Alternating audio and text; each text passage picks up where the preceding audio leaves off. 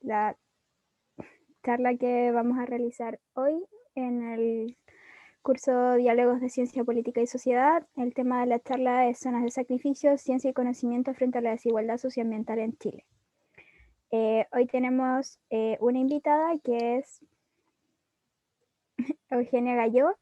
Ella es bióloga de la Universidad de Concepción, máster en Ciencias Biológicas de la Universidad de Chile, máster y doctora en Ciencias Biológicas con mención Ecología de la Universidad Católica de Chile y postdoctor en Arqueología de la Universidad de Tarapacá. Actualmente es directora del Núcleo Milenio para la Surgencia, Ambientes Locales y Efectos Duraderos, que por sus siglas en inglés es UPWEL. Es investigadora del Centro de Ciencia del Clima y la Resiliencia CR2, del Centro de Ecología y Sustentabilidad Aplicada CAPES-UC y del Centro de Estudios Avanzados en Zonas Áridas CEASA. Bueno, para como conocer un poco la dinámica de cómo se va a dar esta charla, la invitada va a tener un máximo de 45 minutos para realizar su exposición. Una vez terminados estos minutos, se va a dar inicio a la ronda de preguntas. Para esto, la dinámica es que las personas que están acá en Zoom deben levantar su mano y van a tener prioridad por sobre las personas que estén viéndolo a través de redes sociales, a quienes también obviamente le daremos la oportunidad de hacer sus preguntas. Para dejar las preguntas por Facebook, déjenlas en comentarios, nosotros vamos a estar atentos para poder tomar sus preguntas. Solamente vamos a recibir solicitudes de preguntas hasta las 7:15 porque la hora de término de la sesión es a las 7:30, así que la idea es que podamos tener todas las preguntas antes del término de la sesión. Y les recordamos que a las personas que están en la sala, por favor, desactivar sus micrófonos para que no hayan interrupciones durante la exposición. Eugenia, cuando quieras puedes partir. Hola, muchas gracias por la invitación. Estoy feliz de poder estar acá. Y en realidad yo les quería mostrar un poco sobre lo que estamos trabajando en relación a las zonas de sacrificio. Voy a compartir la pantalla. Y no sé si se verá ahí. ¿Ven la presentación, verdad? ¿Pasado y futuro de la zona de sacrificio? Sí. Sí, se ve. Muy bien, ya. Bueno, yo he titulado la charla así pasado y futuro de la zona de sacrificio, y sobre todo en el caso de Puchuncaví, porque en mi trayectoria básicamente me he dedicado siempre a estudiar el pasado para poder contribuir hacia visiones del futuro, ¿ya? Y en realidad es difícil, o sea, siempre es difícil enfrentar cualquier problema socioambiental desde el pasado por la falta de datos, ¿ya? Pero de a poquitito vamos a ir dándonos cuenta por qué es el título de esta charla. Yo imagino que estamos todos súper familiarizados sobre lo que es una zona de sacrificio. Vamos a revisar de todas maneras la definición, pero de manera inmediata, como contexto chileno, a nosotros nos resultan las cinco zonas de sacrificio que reiteradamente nos aparecen en las noticias, nos aparecen en nuestra memoria colectiva, que son 5 zonas o regiones del país que tienen termoeléctricas y hay un daño ambiental permanente, y el costo de esa contaminación lo paga una comunidad determinada, un territorio, porque además de las personas que habitan también está el resto del ambiente. Y tenemos que entender que somos un continuo, sociedad y ambiente también, ¿ya? Y dentro de esa está Puchuncaví, que es la que vamos a... yo estoy por allá.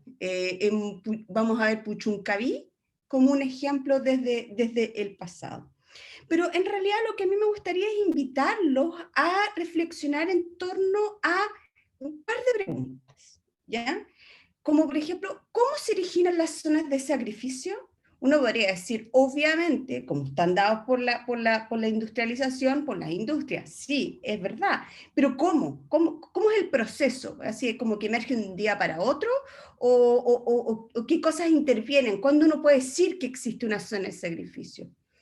La otra cosa es cómo interactúan los procesos socioeconómicos y la toma de decisiones, la perpetuación de las desigualdades medioambientales en estos territorios.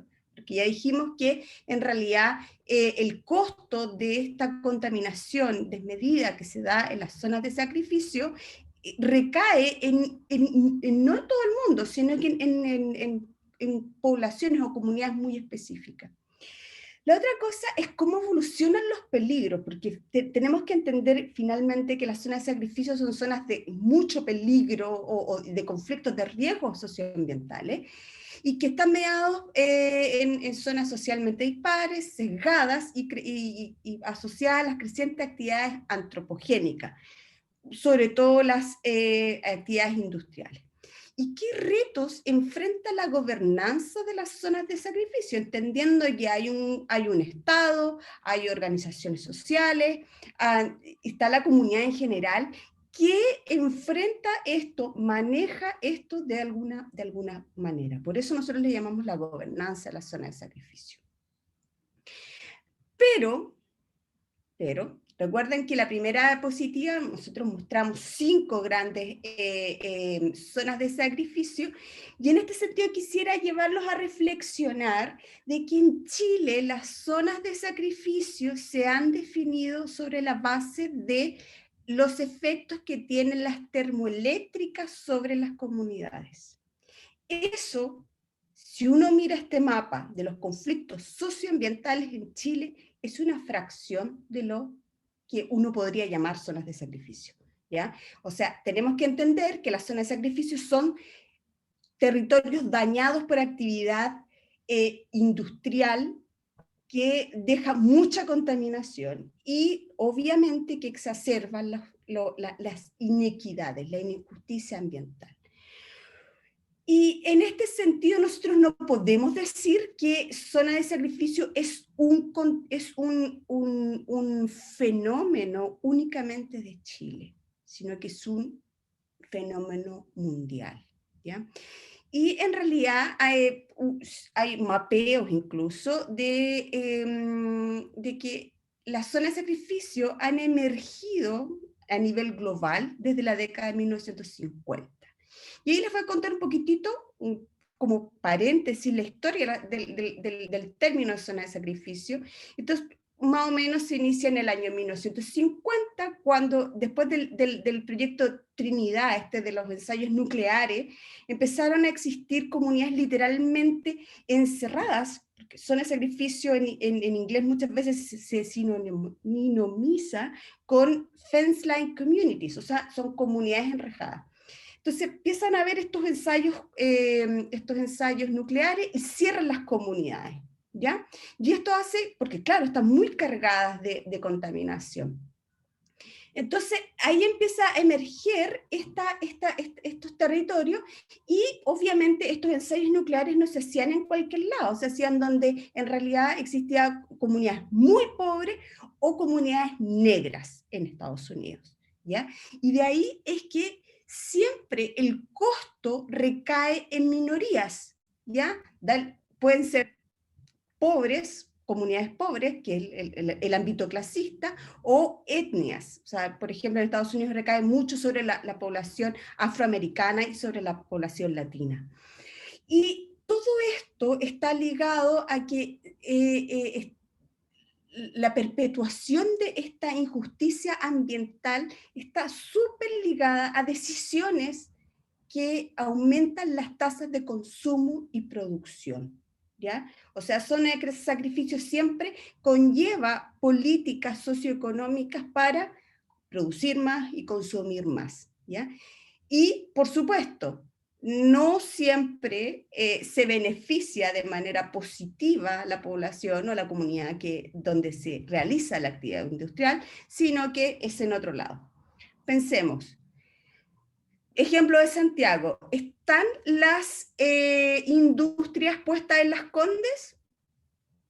No están en Las Condes. por supuesto que no van a estar en Las Condes, porque se piensa, se distribuye en las ciudades, o se organiza en las ciudades para que esas actividades no afecten a un segmento específico de la población, ¿ya? Y por eso mismo, porque como está tan encaminado a aumentar las tasas de consumo y producción, las zonas de sacrificio muchas veces se ven como espacios del antropoceno, ¿ya? Donde las altas cargas de contaminación están determinadas por procesos socioeconómicos globales, nacionales y locales. ¿Y por qué globales? Porque en realidad la tasa de consumo y producción ya ahora en un mundo globalizado no solamente depende de lo que necesita un país, sino que necesita el globo entero. Y quizás mantengamos siempre esto en mente, de que nuestras zonas de sacrificio muchas veces están, yo diría que todas, están sumamente ligadas a satisfacer las demandas por minerales, ¿ya? ¿Y por qué también son vistas como espacios del antropoceno? Porque se perpetúan las desigualdades socioambientales y los conflictos a través de esta demanda por aumentar las tasas de consumo y de producción, ¿ya? Ahora, volvamos un poco a las 1, 2, 3, 4. Eran 4 preguntas que habíamos planteado en un principio que motivan esta charla. Entonces, ¿qué hacemos para abordarlas?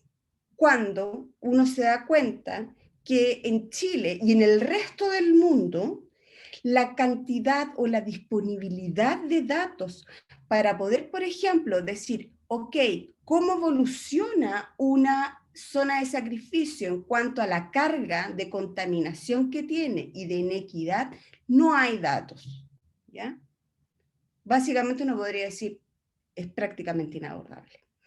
Sin embargo, hay elementos desde las ciencias de la Tierra que son como la geología o la paleoecología o paleoclimatología que uno podría echar mano para poder reconstruir tendencias, por ejemplo, en polución, y también acoplarlo con datos que ya existen, estadísticas sobre inequidad o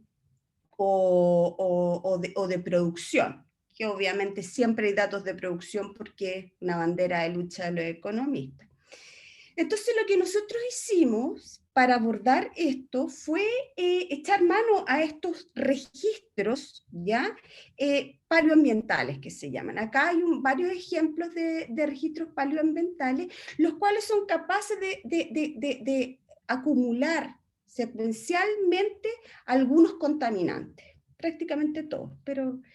Y están, por ejemplo, los testigos de hielo, que las burbujas pueden guardar aerosoles y cosas así, los metales pesados, el material particulado, los registros de sedimento, o sea, uno saca un testigo de sedimento y también puede tener de manera seriada las huellas de contaminación, ¿ya? Entonces, eso fue lo que nosotros empezamos a hacer, a abordar la problemática de las zonas de sacrificio a través de análisis rutinarios que nosotros hacemos para otras cosas, decir, bueno, ¿y qué tenemos, cómo aportamos nosotros a esto? ¿Ya? Y uno de los ejemplos, o sea, comenzamos a trabajar en la zona de sacrificio de Puchuncaví, ¿ya? Acá se puede ver que esta foto de acá es una zona industrial súper extensa, ¿ya? En el mapa acá se ve cómo básicamente un mar de industria se ha desarrollado a través de la bahía de Quintero, ¿ya? Y las más diversas industrias, y yo creo que no hay nadie en Chile que no sepa que es un conflicto socioambiental muy potente, que tiene muchas consecuencias y que sí, el gobierno los está matando. No es el gobierno directamente, me refiero al Estado y toda la gobernanza desde el Estado, ¿ya? Y si podemos revisar un poco, más o menos esto es del año 1880 hasta el año 2008. Imagínense que nosotros ahora vamos a poder reconstruir todo lo que ha pasado en 136 años en este lugar, ¿ya? Y básicamente lo que estamos abordando es desde cuando se funda la comuna de Puchuncaví en adelante. Y esta zona del valle de Puchuncaví ha tenido una historia bastante interesante. Fue un lugar de pescadores hasta el año 1960 más o menos, y de agricultura. Pero de a poco se ha ido transformando, ya en el año 1923 o 25, no recuerdo bien, se crea ¿cómo se llama? Una base aérea, ya me huele que ya por ahí va a haber algo de contaminación, que está básicamente por aquí la base aérea. Posteriormente se construye un muelle de NAP, y después, en el año 64, ya la cosa es de no acabar. Se instala la fundición de ventanas y, obviamente, una termoeléctrica al lado. Y acá me quiero detener. Las termoeléctricas, en general, el desarrollo de termoeléctricas ha estado muy ligado a la industria del cobre, ¿ya? O sea, de hecho, los precios del cobre dependen tanto de cuánto cuesta generar energía, o sea, es así, ¿ya? Y posteriormente, la historia de Puchuncaví se ve, pero plagada, se van a quedar un poco sorprendidos, desde el año 64 en adelante, no hay empresa que no se haya puesto ahí. O sea, tienes petroquímica, terminal de gas, otras 4 termoeléctricas, de todo, de todo. Acopios de un montón de cosas, de carbón, de desechos de fundición, y todo esto no pasa desapercibido, ¿ya? ¿Y qué hemos hecho nosotros? Como les contaba, es que nosotros queríamos reconstruir, o sea, entender estas 5 preguntas, y quizás la más importante, que es cómo evoluciona una zona de sacrificio, ¿ya? Está claro que Puchuncaví es una zona de sacrificio, pero ¿cómo se fue conformando esto? ¿Qué impacto tienen las políticas públicas por ejemplo, los planes de mitigación de polución han tenido en esto? ¿Ya? Ese tipo de cosas uno puede abordar con este tipo de registro. Entonces nosotros desarrollamos testigos que le llamamos testigos de paleopolución, que es 2 tipos de testigos, uno de los anillos de árboles.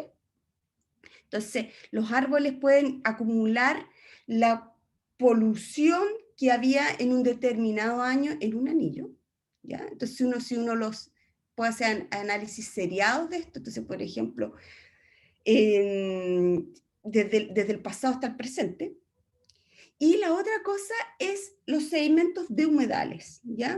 Que también van registrando prácticamente año a año la calidad ambiental del lugar, ¿ya? Esto es un paper que publicamos hace el año 2019, y este es un paper que acabamos de mandar la semana pasada a un journal que está dedicado exclusivamente a entender el futuro de nuestro sistema terrestre, pero abordando problemas socioambientales de manera contundente. Y bueno, este testigo de estos sedimentos que les mostraba yo acá, nosotros tomamos un testigo de un humedal, del humedal Campiche, de los Maitenes Campiche, que se encuentra acá, ¿ya? Y miren dónde está. Este es el Parque Industrial de Ventanas, o sea, por acá tienes termoeléctrica, la fundición creo que está acá tienes acopio de carbón, acá tienes una mina abandonada que retrabajaba las escorias de la fundición, planta de refinamiento, o sea, está al lado. De aquí es cruzar la carretera y a 1,5 kilómetros está el lugar de recolección. Por lo tanto, nosotros asumimos en ese momento que podía ser un súper buen lugar para archivar toda la historia de la polución en Puchuncaví, en el valle, ¿ya? Y bueno, una de las cosas, aquí bueno, tengo 2 pantallas, así que voy a correr esto un poquito. Acá se ve, por ejemplo, por aquí está por aquí está el humedal más o menos, y acá se ve acopio de carbón, o sea, los desechos de la termoeléctrica. Y una de las cosas que puede traquear este humedal, y por consiguiente sus sedimentos, es también la historia de cómo se ha expandido el parque industrial, porque ha sido testigo clave, porque le han ido ganando terreno, el parque industrial le ha ido ganando terreno al estero de Puchuncaví y todas las cuencas asociadas, que es el humedal de Campeche. Y bueno, ¿qué hicimos nosotros? Una foto de un testigo, no recuerdo si es el mismo testigo de Puchuncaví, o sea, de el humedal Campeche, pero claro, cuando uno lo toma con un instrumento como que si fuese un tubo PVC, lo hundiera y después uno lo recupera y tiene como un testigo, ¿ya?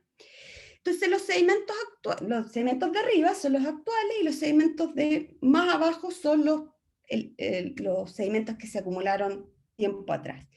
El testigo que se logró recuperar mide 14 metros, tiene la historia del humedal de los últimos 4.000 años por lo menos.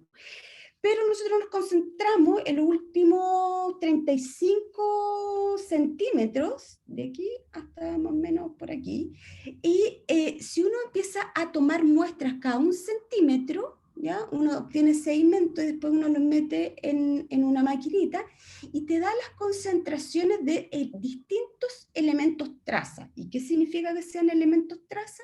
Que de manera natural tienen muy baja concentración, pero las actividades industriales son capaces de, como por ejemplo la minería y la fundición y la quema de combustibles fósiles, liberar de manera, entre comillas, anómala estos elementos, ¿ya?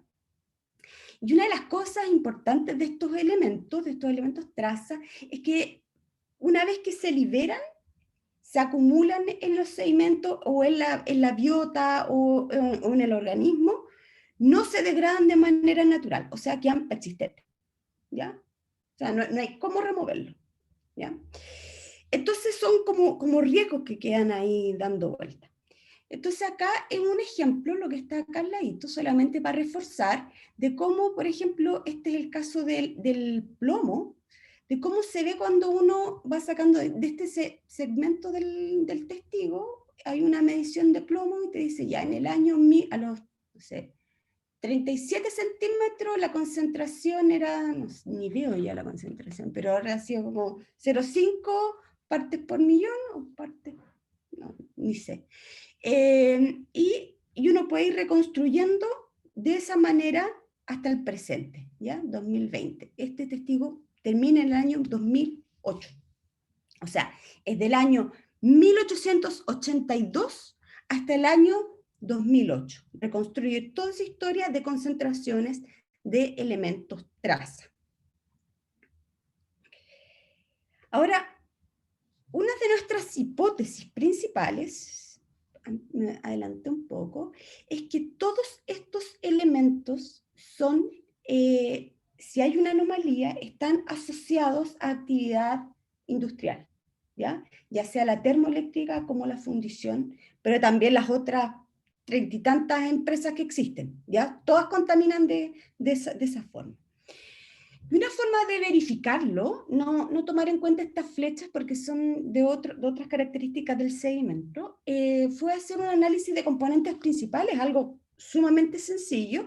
Si estos elementos que nosotros hipotetizamos que tienen un origen industrial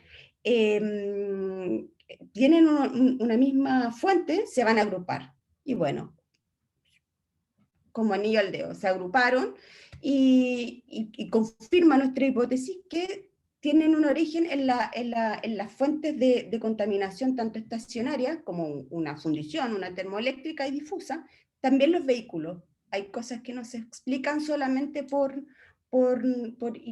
actividad industrial, y son emisiones antropogénicas locales, ¿ya? Asociadas principalmente a fundición de metales no ferrosos, cobre, y con molibdeno y todas esas cosas, la generación de energía a partir de la combustión del carbón, el tráfico y también los residuos mineros. Y se acordan, no sé si se acuerdan que les conté que muy cerca del humedal estaba estas pilas activas de desechos de carbón y de fundición del cobre, de la escoria.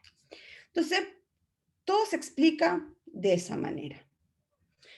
Ahora, lo que uno hace, más allá de mirar las concentraciones, es tratar de determinar niveles de polución, ¿ya? Y para eso, existen como varias formas, y una de esas es que uno calcula factor de enriquecimiento o factor de geoacumulación. ¿Por qué les doy la lata con esto? Porque el factor de enriquecimiento, como les dije que eran elementos traza, o sea, hay cierta depositación natural, sobre un umbral, uno puede hablar de contaminación.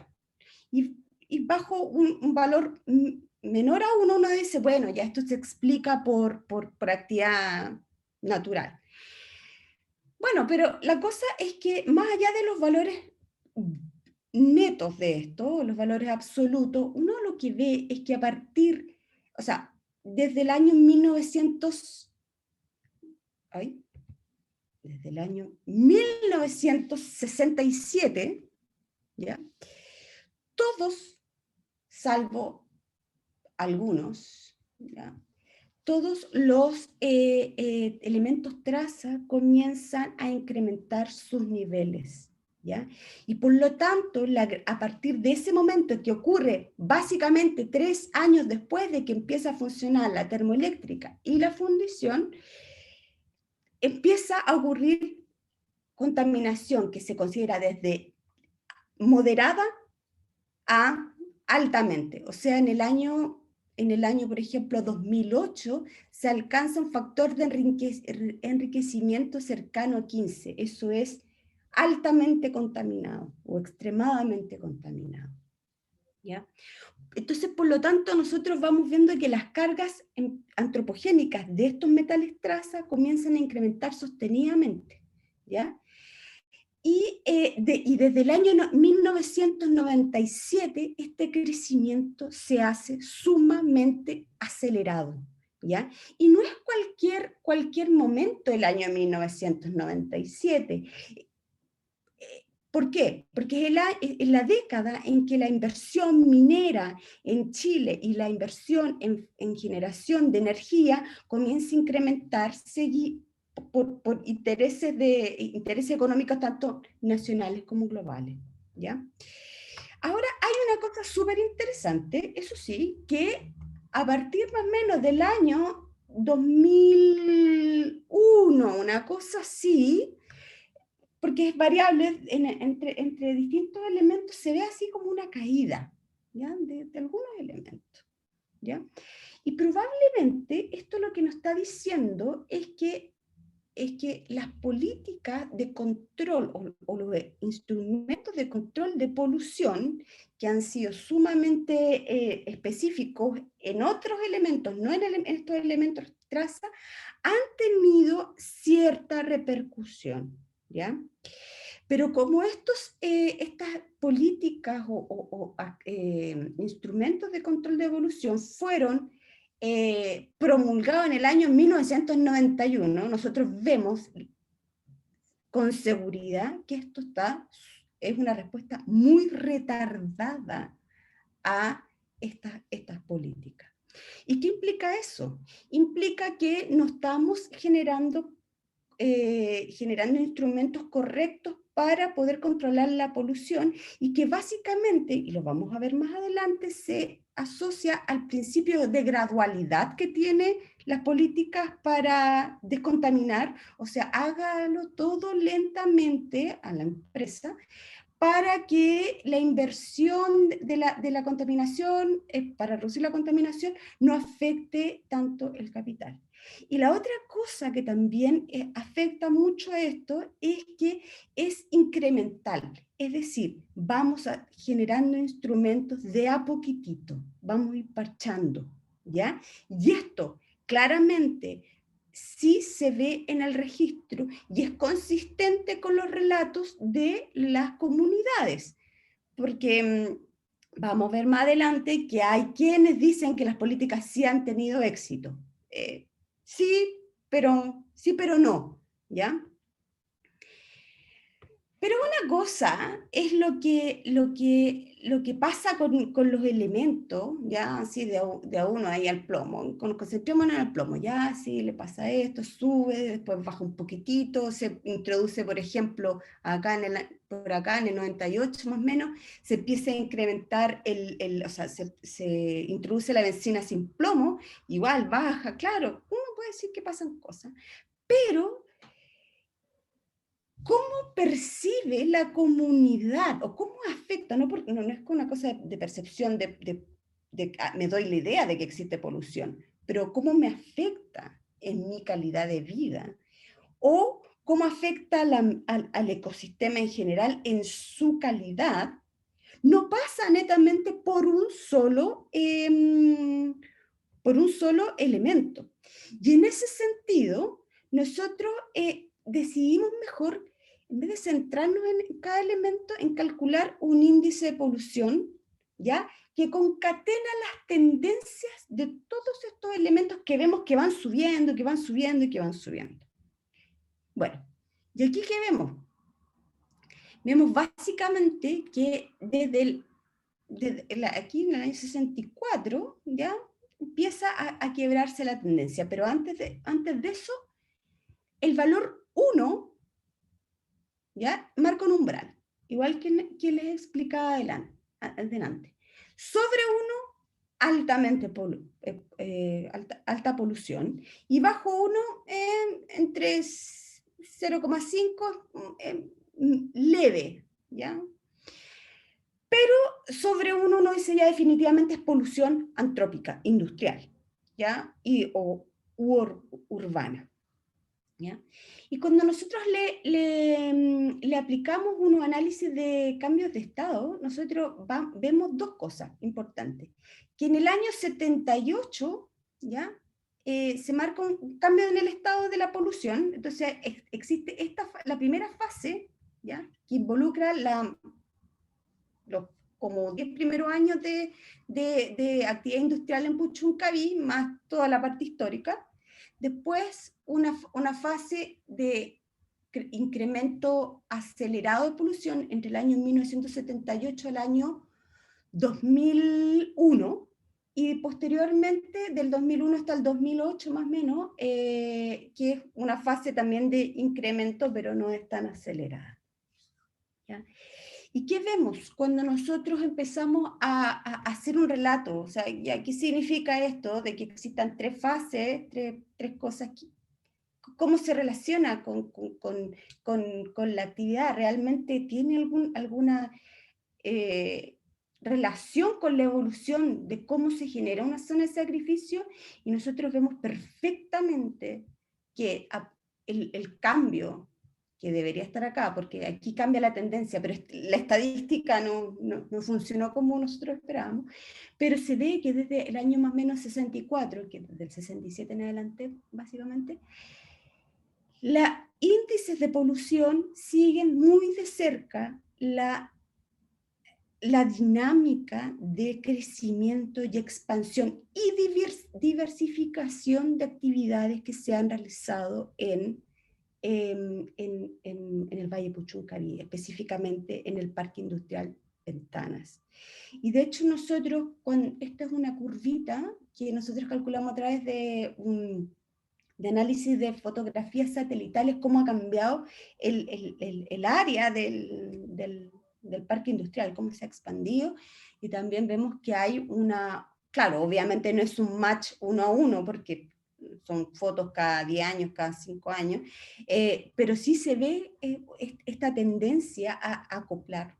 Por lo tanto, está sumamente ligada con la actividad que se está generando en la bahía de Quintero. ¿Ya? Ahora, no sé si recuerdan las preguntas, pero una de las cosas que nosotros teníamos ganas de ver era, bueno, las zonas de sacrificio y específicamente esta real, cómo se relacionan con los procesos socioeconómicos nacionales y globales. Acuérdense que existía esta supuesta relación entre producción y consumo, esta demanda. Entonces nosotros lo que hicimos es comparar, pero estos segmentados desde el año más o menos 67 hasta el año 2008, cómo se relaciona nuestro índice de polución con las demandas nacionales e internacionales, ¿ya? Esa presión, que está expresada como la producción de cobre, ¿ya? La producción de cobre en Ventana, o sea, en la fundición local, y con el Producto Bruto Interno de Chile, porque, bueno, casi todas las actividades que se realizan en actividades industriales, que se realizan en Puchuncaví, son sectores primarios y secundarios que tributan mucho al PIB nacional, ¿ya? No, no es antojadizo esto. Y vemos que la curva, las tendencias entre estas tres curvas se acoplan súper bien, ¿ya? Obviamente el match no es 1 a 1, hay ciertos retardos, hay otras cosas que pueden incidir, por ejemplo, sobre todo en las cosas económicas, pero sí se ve eso, ¿ya? Se ve que siguen esta tendencia muy de cerca. Y este periodo, una cosa que no les conté antes, uno puede calcular incluso en los índices de polución cuánta es la contribución que tiene las actividades industriales en la acumulación de estos elementos traza. Durante todo este periodo, salvo desde el año 2001 en adelante, el 93% de los elementos traza acumulados en los sedimentos se explican por fuentes industriales y urbanas, ¿ya? Por lo tanto, estamos hablando de una carga de polución que es bárbara, ¿ya? Es muy gigantesca. Ahora, les contaba también que cómo se relacionaba con los procesos locales, porque también la desigualdad, ¿cómo incide esto en la desigualdad? ¿Ya? Entonces, una de las cosas que tienen las zonas de sacrificio es que, insisto, el costo de todo esto lo pagan comunidades que son minorías en cualquier ámbito, y en este caso es una comunidad en general con un índice de pobreza alto, ¿ya? Entonces, nosotros comparamos esto, nuestra curva, con índices de productividad locales. Por ejemplo, el valor bruto de la producción agropecuaria, o sea, perdón, agroganadera, y el área sembrada en el Valle Puchuncaví. Y uno lo que ve que en la medida que va subiendo los niveles de polución en el Valle Puchuncaví, el valor bruto de la producción de las actividades agroganaderas comienza a descender de manera acelerada, y básicamente porque la gente dejó de hacer, por ejemplo, agricultura, porque el cultivo de lentejas, por ejemplo, y de trigo se les dañaban por la contaminación, ¿ya? La área sembrada, por ejemplo, también sigue esta misma tendencia, tanto por eso y por el hecho que en el año 84 cambia el plan regulador. Por lo tanto, esta cosa de que le empieza a ganar el área industrial, terreno a las otras actividades, desplaza totalmente las economías tradicionales que eran la pesca y sobre todo la agricultura, ¿ya?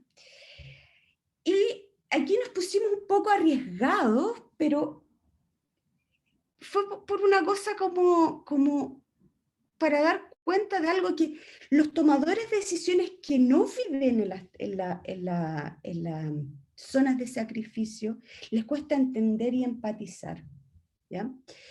Consideramos, por ejemplo, los niveles de pobreza local, nacional y el índice de Gini nacional. Pero ¿para qué comparamos esto con la curva de polución?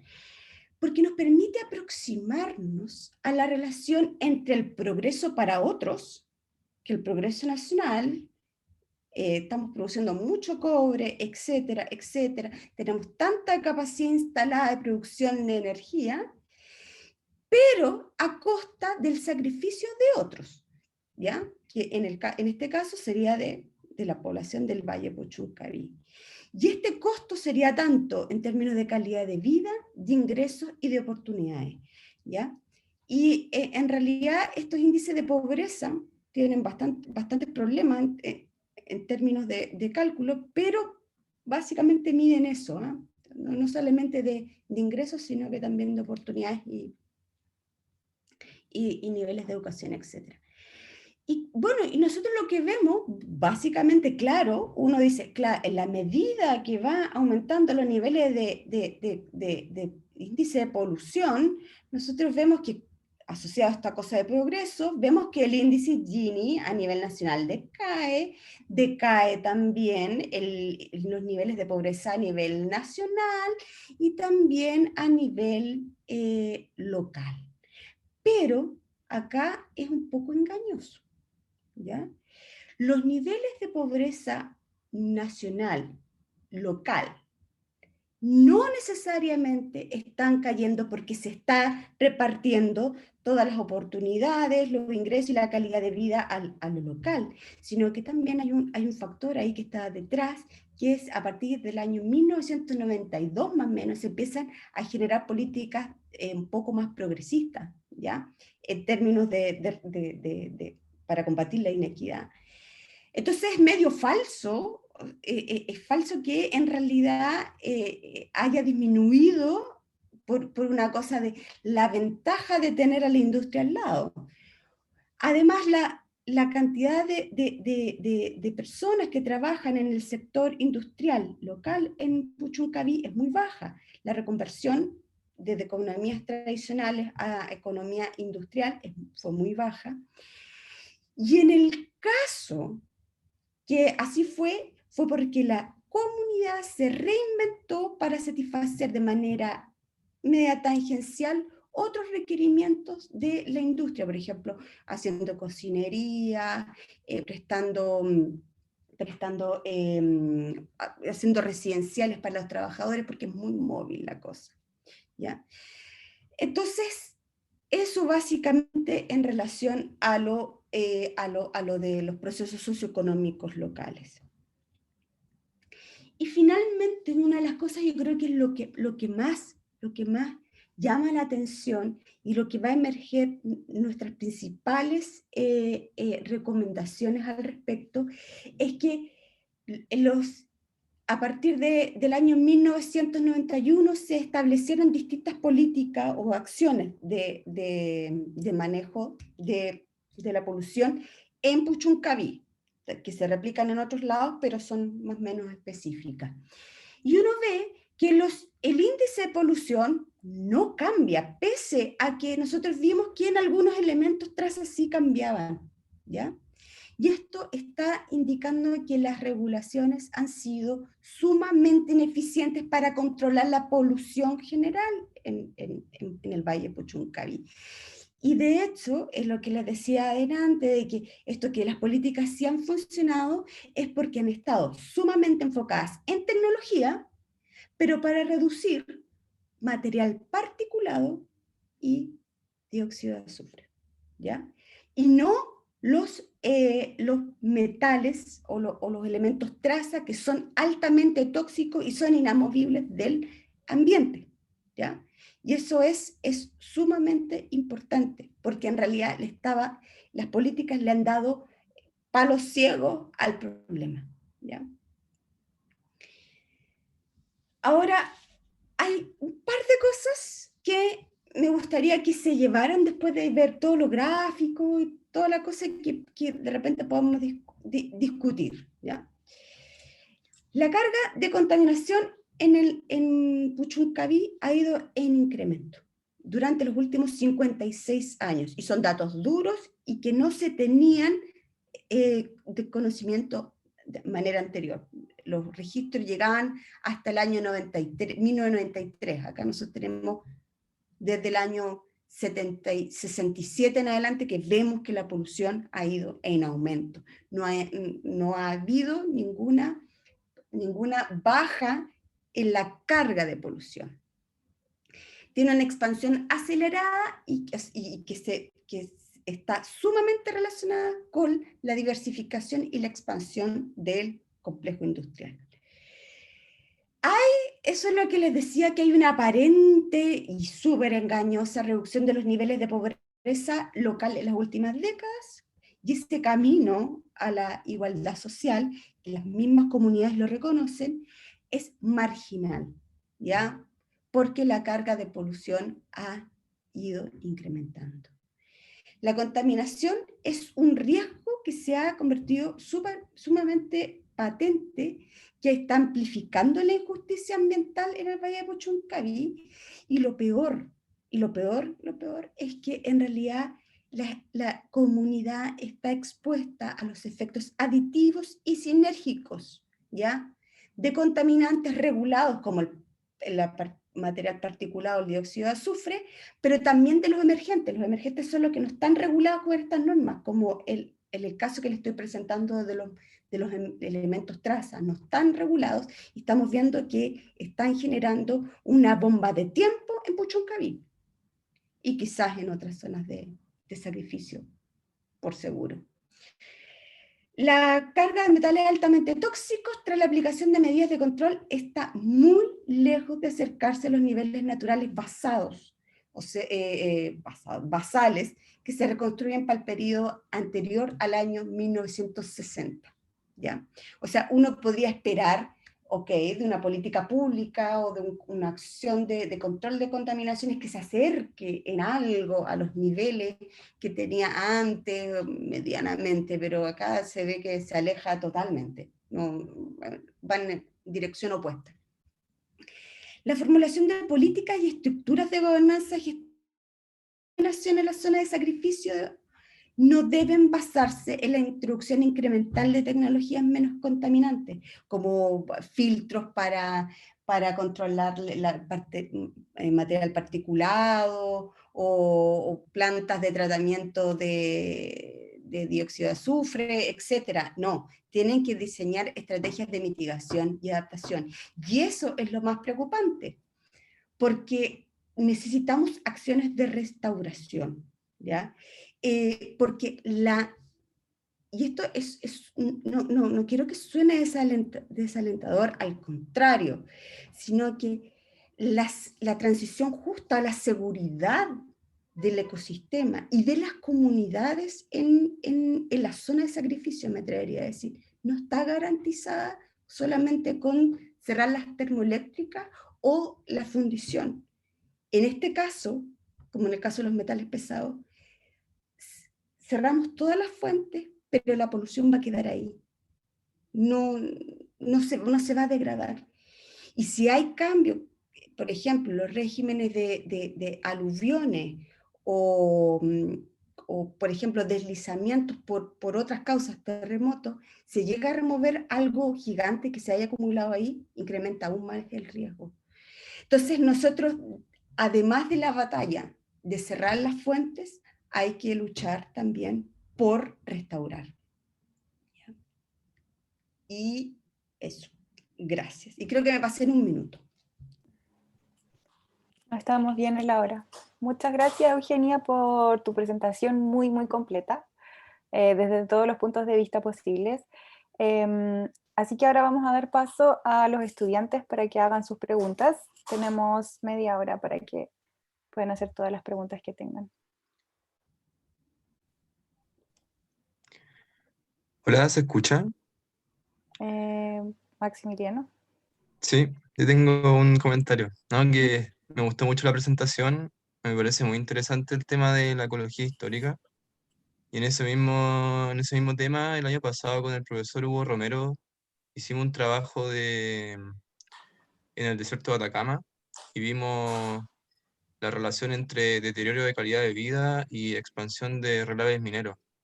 Y claro, era proporcional el aumento y deterioro de la calidad de vida de las poblaciones indígenas respecto al aumento de minera y relave.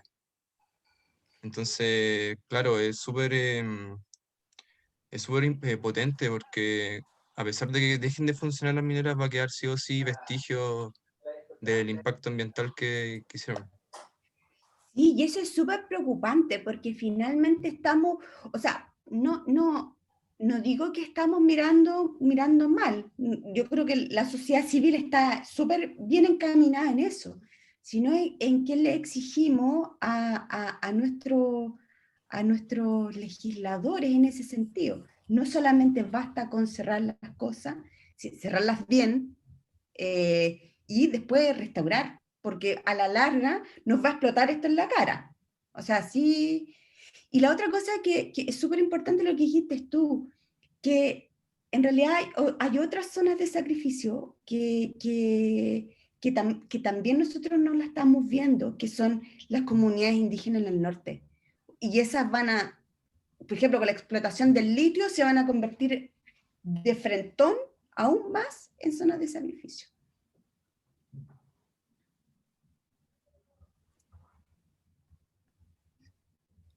Muchas gracias. José Cornejo tenía levantada la mano antes. No sé si quieres hablar Sí, aún. hola. Sí, era yo. Gracias. Vale. Estaba súper interesante la charla, me gustó mucho y quería preguntar eh, si todos estos temas como que afectan a la tierra y eso también pasa con las plantaciones, por ejemplo, las paltas, que se habla mucho de las plantaciones de paltas y todo eso, falta agua, no sé qué podría decir la maestra al respecto, como más enfocada en ese sentido. O sea, todo lo que implique gran escala y que en realidad el costo de esa gran escala, de alguna actividad, afecte de manera desigual a una comunidad, ya estamos hablando en el ámbito de zona de sacrificio. O sea, claro, está la cosa de la zona de sacrificio, siempre tiene la connotación que tiene que haber mucha contaminación, pero también es el ámbito de la injusticia ambiental. O sea, no puede ser que los agricultores de palta ganen millones de dólares y la gente no tenga ni siquiera para lavarse las manos. O sea, la gente que vive al lado. Entonces, ese tipo de situaciones tenemos que estar súper alerta. Afortunadamente, nuestro país está viviendo un momento demasiado potente. Probablemente podemos cambiar las cosas. Y hacer un Chile más equiparado. No puede ser que las paltas tengan más agua que una señora o que un niño.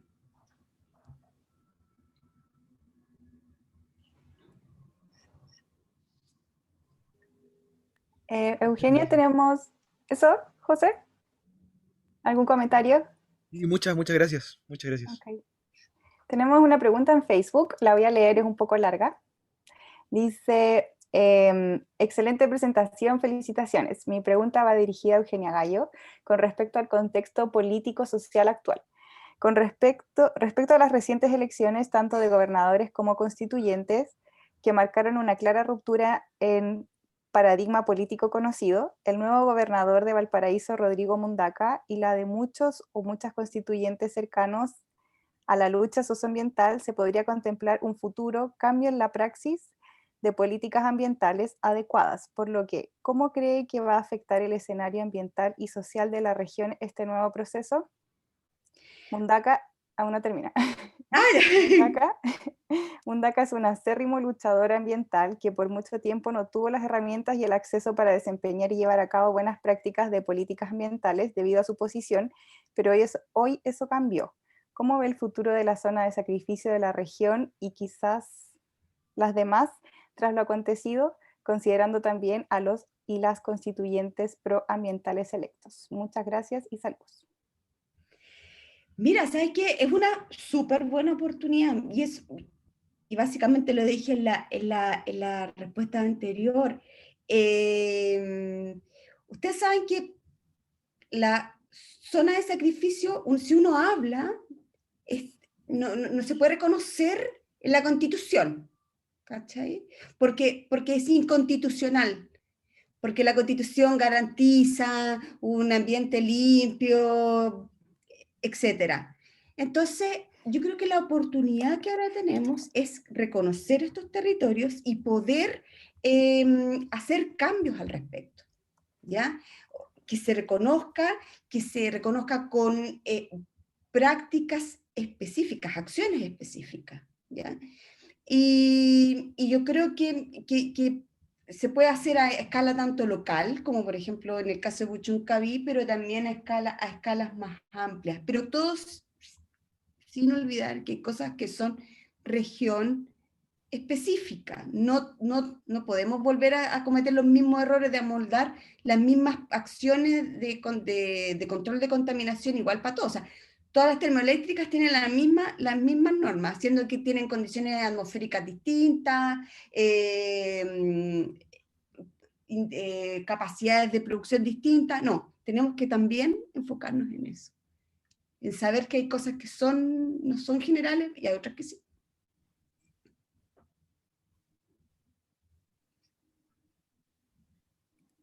Muchas gracias, Eugenia, por su respuesta. No sé si alguien más tiene alguna pregunta. ¿Rodolfo? Sí, ¿me escuchas? Sí, se escucha. Ya. Mira, a mí me queda como una sensación rara en cuanto a la exposición. Aclaro que yo no soy político para nada, pero a mí se me vino inmediatamente a la mente cuando escuché la presentación de Eugenia, en que todos somos generales después de la batalla, porque ahora estamos encontrando cosas que se hicieron mal en el pasado y que en su tiempo no se arreglaron. Pero también es cierto que no se contaban ni con los medios tecnológicos, ni muchas veces con las voluntades para hacerlo.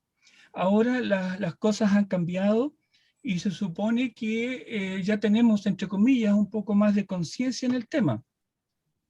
Ahora, tomar decisiones o políticas públicas bajo condiciones que son bien especiales, porque no somos un país desarrollado o un país de alto ingreso, por lo tanto, ¿cómo lo hacemos con un presupuesto reducido para tratar de solucionar todas estas cosas? Por otra parte, ¿en qué posición están los legisladores o el Estado para combatir este tipo de cosas negativas, digamos, estas externalidades producidas por la industria? Sé que hace algunos años se empezó con Codelco, de hecho la Fundación de Caletones está emitiendo un porcentaje muy inferior a contaminantes de lo que lo hacía hace algunos años, en base a restricciones que se pusieron hacia Codelco. Pero ahora, lo otro importante también en relación a esta fundición de Ventana, tenemos que recordar una cosa. Esta fundición es muy antigua, y en segundo lugar, es la que atiende a la pequeña minería, a Cochilco más que nada. Entonces, su plan de inversión depende del valor del cobre, a valores bajos del cobre, ¿cómo se llama? La fundición casi no funciona. Entonces, yo creo que todas estas cosas me hace también recordar lo que pasó en Alemania hace un tiempo. Yo creo que también esto tiene que ver con un tema de voluntades políticas y políticas públicas bien realizadas, pero tiene que haber la intención de hacerlas. En Alemania sufrieron hace como unos 30 años atrás, más o menos, un problema bien serio con algo que ellos aman mucho, que son los bosques. Ellos tuvieron problemas de lluvia ácida en relación con las empresas contaminantes y crearon, se hizo, mejor dicho, un control estatal tan férreo que las multas fueron pero impresionantes. Y todo esto, en base a eso, cambió. Entonces, ¿por qué, ¿por qué no hacer eso acá en Chile también? O sea, existen zonas de sacrificio, estamos todos conscientes de las cosas negativas, las externalidades negativas producidas por la empresa. Eh, ¿Por qué no está esa voluntad de hacer ese tipo de cosas? En el fondo, tapizar al tipo con montones de demandas o de impuestos o de sanciones económicas, porque realmente al empresario lo que le duele, el órgano que más le duele, es el bolsillo. Pero se está Entonces, implementando eso o sea, del 2018, si no mal recuerdo, sí, el impuesto verde se aplica en Puchucaví. Y yo sí, no pero creo que, o sea, sí, y han reducido lo que pasa es que, claro, el testigo, el registro nuestro termina en el 2008. Se muestra que hay una reducción. Ahora, el punto es que a veces no es que no existan voluntades netamente. ujú, Yo creo que uno puede aprender del pasado. De hecho, por algo la charla se llama el pasado para mirar el futuro. Lo que ya pasó, claro, ya tenemos no, que remediarlo. claro, Tenemos que remediarlo. No creo que haya habido una cosa, vamos a hacer las políticas públicas mal para que... No creo que pase por eso. Se ha tratado de hacer las cosas bien, pero con una mirada demasiado centralista. Y yo creo que esas son las cosas que nosotros tenemos que aprender ahora sí, pero y tratar de amoldarlas y abordarlas desde ese punto de vista. No decir que siempre hay malas voluntades, no creo que sea así. Y que se ha tratado de avanzar, sí, pero no ha sido de la manera correcta. O sea, de claro. hecho, se consideran otras cosas y no lo... Y No, y eso que hay un... recuerde que toda esta parte de todo este impuesto verde y todas estas sanciones que ocurrieron fue a causa de otras cosas. Acuérdate de lo que pasó con la escuelita La Greda y con todas las denuncias que se hicieron por televisión en su época. Si no, no sé qué habría pasado. O sea, a lo mejor las cosas hubieran seguido igual o se hubieran alterado muy poco. Sí, puede ser, no sé.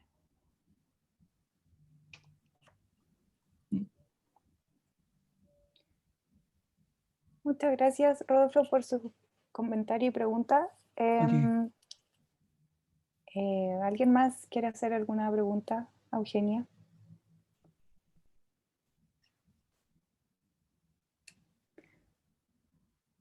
¿Algún profesor? Camilo. Ahí, aprovechando que los estudiantes están como más vergonzosos hoy día, Mm. yo tengo una pregunta, Eugenia, de un poco desde la ignorancia del campo, y es acerca de como la restitución de los ecosistemas en esta zona de sacrificio. ¿Existe alguna forma o algún método o alguna política pública que logre restablecer el ecosistema previo a la contaminación, o al menos que baje todos estos niveles de polución que mostrabas tú en tus diapos? Hay formas, no hay todavía políticas públicas que vayan en esa dirección. Las políticas públicas para tratar este tipo de contaminación siempre ha estado basado en reducir emisiones y con tecnología. Entonces le metemos este tubo, o sea, de hecho, una cosa súper famosa que no dije, en Chile se inventó ¿cómo se llama? El horno El Teniente, que es una tecnología súper poco, entre comillas, súper poco contaminante para fundir cobre. Entonces, y es una innovación chilena para poder apalear un poco este daño. Pero, y casi todas las funciones la tienen de Chile. Pero el punto es que no estamos mirando mucho la restauración y hay formas de hacerla. O sea, por ejemplo, uno podría crear humedales. Los humedales son como sumideros, o sea, como que absorben, como si fuera la toalla nova de esto y pueden acumular. Claro, obviamente, y uno tiene que meterle arte ingeniería para que después no colapse por cualquier cosa el humedal, po. O sea, ser súper consciente de cómo se generan estas cosas.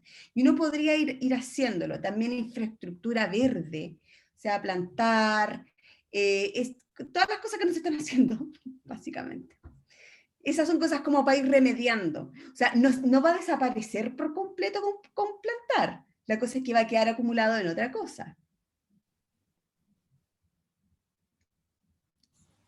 Pero Gracias. tenemos que echarle ojo a eso, tenemos que apuntar también a eso, además del cierre de las cosas.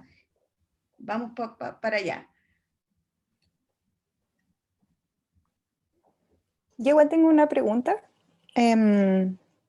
Considerando que Chile es un país tan extractivista y en el litio, pensando en el cobre,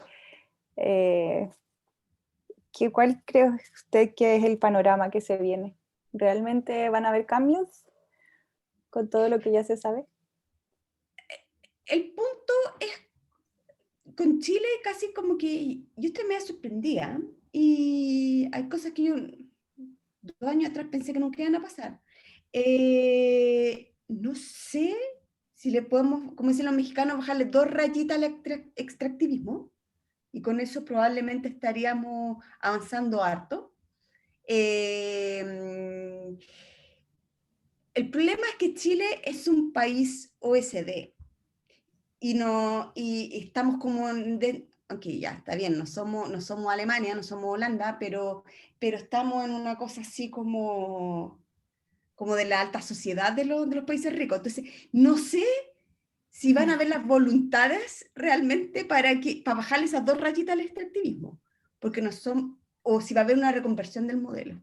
Pero ahí yo creo que pasa por nosotros, por todo el proceso que se va a ir dando durante este año y medio, más o menos, que dure incluso el proceso constituyente. Hay que tenerle fe entonces al proceso. Sí, hay que tenerle fe. Rodolfo en el chat dice el problema grave para restituir la biótica y humedales son los metales pesados. Claro, de hecho casi todos los elementos traza que nosotros medimos, el 90% son metales pesados. Y ese es el problema, que no se degrada. Y hay que tratar de ponerlo en alguna cosa. Pregunta también Maximiliano, ¿el Núcleo Milenio es una iniciativa del gobierno para estudiar estos temas? No, el Núcleo Milenio que dirijo no tiene nada que ver con esto. Núcleo Milenio estoy estudiando la surgencia costera, un proceso oceanográfico y atmosférico, y lo de zona de sacrificio es puro amor al arte. Es puro amor. Como tantos. Joel tiene la mano levantada. Hola, me gustaría preguntar si existen otros indicadores aparte de los metales pesados para detectar zonas de sacrificio. Sí, mira, es súper interesante esa pregunta, porque en realidad no existe ningún como marcador, como para decir, esto es una zona de sacrificio, salvo el marcador social de que hay inequidad, ya que ese yo creo que es el más potente. Claro, nuestras zonas de sacrificio en Chile han estado definidas sobre todo por material particulado, ya, por la cosa tóxica que respiramos. Pero el punto es que hay tanto contaminante, además de los metales pesados, están los contaminantes orgánicos persistentes, que son, como lo dice su nombre, no se degradan prácticamente, y son contaminantes que hacen sinergia, igual que los metales, y generan un escenario de riesgo mayor que tuviera uno solo que tuvieran todos, ¿cachai? Entonces, en ese sentido, sabemos re poco de lo que pasa en las zonas de sacrificio y cuáles son las sinergias que existen entre los contaminantes. Entonces, como que esto, lo que le acabo de presentar, y de las mediciones de dióxido de azufre o de material particulado, es la punta del iceberg, nada más. Y eso es preocupante, ¿eh?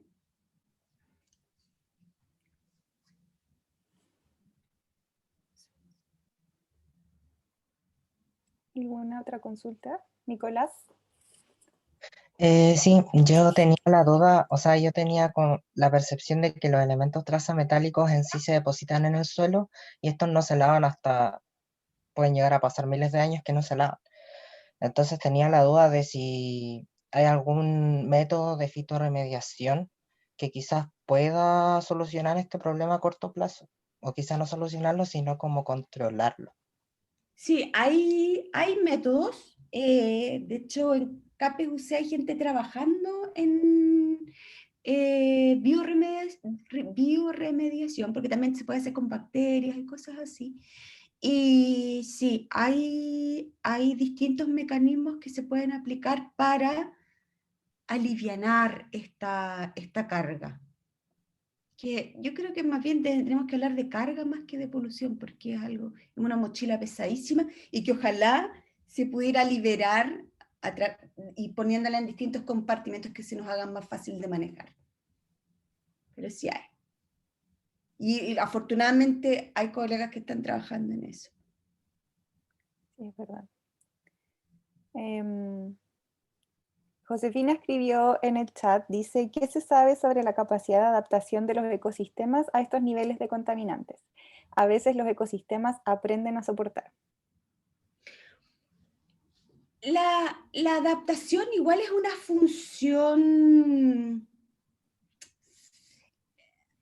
Hay los ecosistemas tienen regímenes de perturbaciones históricos, niveles de inundación, niveles de polución, por ejemplo, no sé, después de erupciones volcánicas se libera harta cantidad de metales pesados, por ejemplo, y el ecosistema no se vuelve tóxico.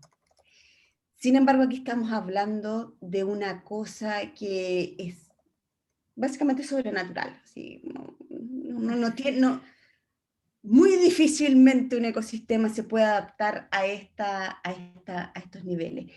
Una cosa distinta es adaptarse que tolerarlos. Lo está tolerando hasta el momento.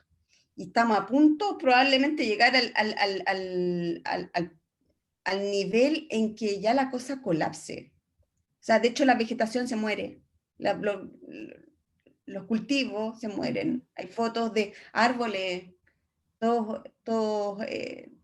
sin vigor por la contaminación. Por lo tanto, nunca vamos a esperar que exista una adaptación innata a estos niveles porque no son explicables por factores naturales. Somos nosotros.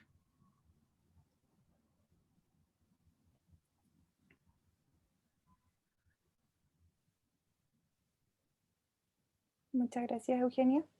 ¿Alguna otra pregunta?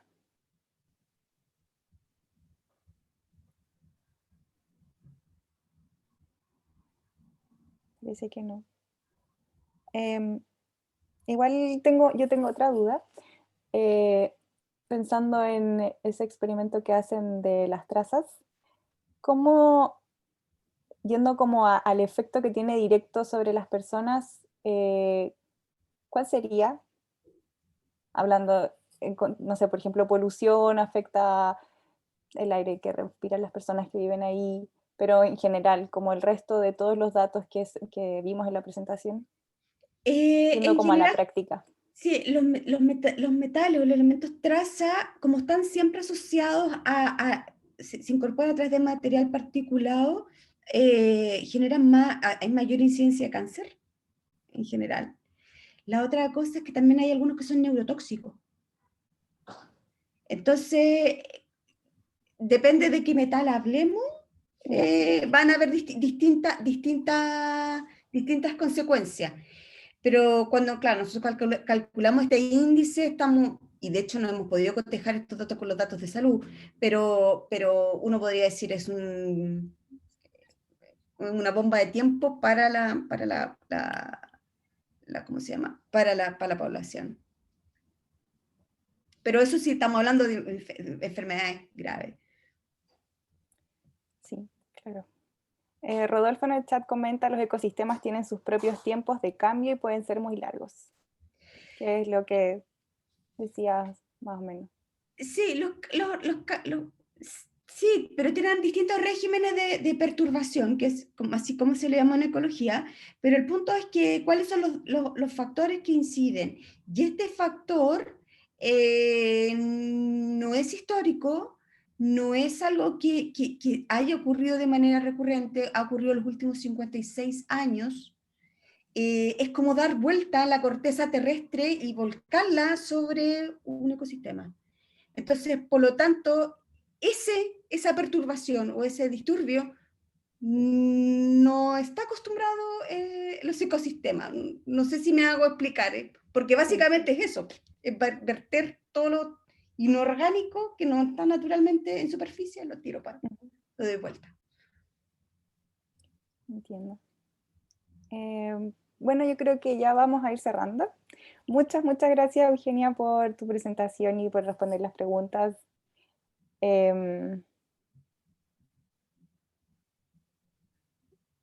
No sé si puedes responder la última pregunta que hay en el chat.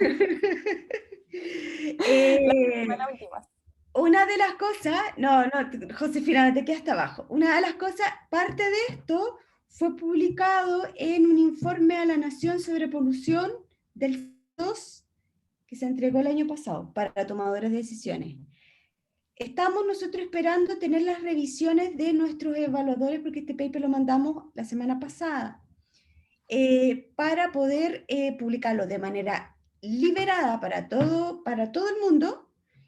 Vamos a hacerlo, lo vamos a traducir y por supuesto buscar todas las instancias en que podamos difundir esto, ¿ya?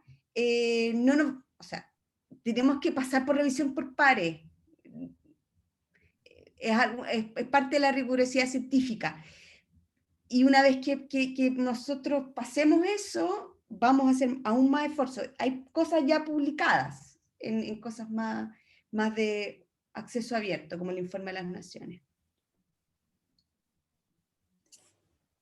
Qué bacán que tengan como esa preocupación de que la información también llegue a gente que no es como del área, para que sirva de verdad para todos. Sí, pues sí, eso tiene que ser. Ajá, muy bien. Queremos recordarle para ir cerrando ya, a los alumnos que hoy día hasta las 23:59 tienen opción de enviar el trabajo. Eso. Muchas gracias a todos por participar, por la presentación y sus preguntas. Que tengan buen fin de semana. Gracias. Gracias. Chao. Esperemos Gracias, profe. vernos de nuevo por acá. Chao, muchas Chao, gracias por gracias. todo. Chao. Gracias. Chao. Muchas gracias. Gracias. Chao, chao.